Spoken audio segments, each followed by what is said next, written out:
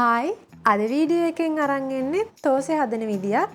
මේක ලේසියෙන්ම හදාගන්න තෝසේ රෙසිපි එකක්. විනාඩි 10ක් වගේ පොඩි කාලයක් ඇතුළත අපිට මේක හදාගන්න පුළුවන්. ඒ වගේම අපි මේ තෝසේ රෙසිපි එකට අපි අද උණු පාවිච්චි කරන්නේ නැහැ.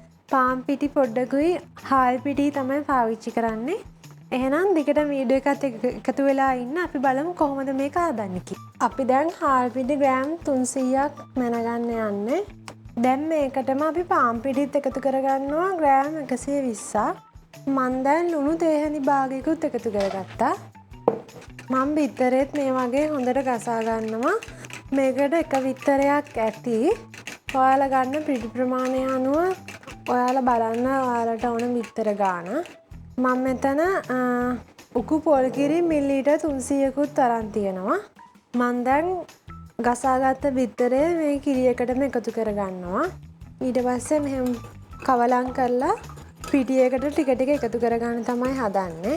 දැන් මම මේ පාන් පිටි ලුණුයි හාල් පිටි හොඳට කවලම් වෙන්න කිරි දාන්න කලින් පොඩ්ඩක් කවලම් කරගන්නවා.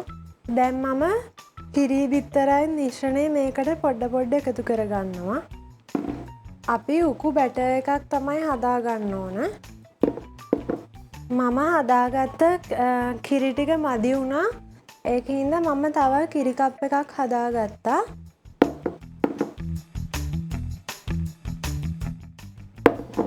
හරි අපි මේ බැටර් එක හදාගෙන ඉවරයි. මෙන්න මේක මේ වගේ උකු බැටර් එකක් තමයි හදාගන්න ඕන.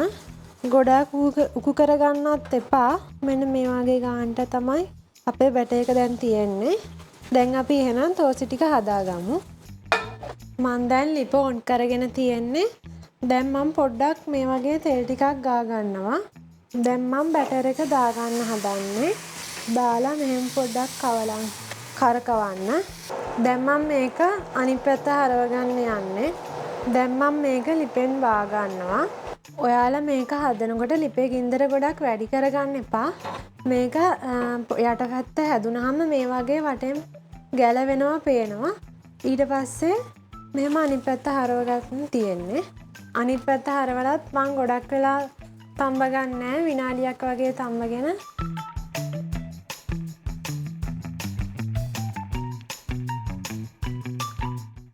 අපි ඔක්කොම තෝසේ 25ක් හදාගත්තා.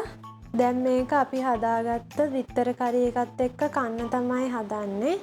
මේ තියෙන්නේ අපි හදාගත්ත බිත්තර කරි එක. මේකේ වීඩියෝ එකත් අපි දාලා තියෙනවා. ඔයාලට ඒකත් බලන්න පුළුවන්. එහෙනම් ඔයාලත් මේ තෝසේ එකයි බිත්තර කරි එකයි හදලා බලලා රසයිද කියලා කියන්න. එහෙනම් අලුත් දවසක අලුත් වීඩියෝ එකත් එක්ක හම්බ වෙනකන් ගිහින් එන්නම්. සුබ දවසක්.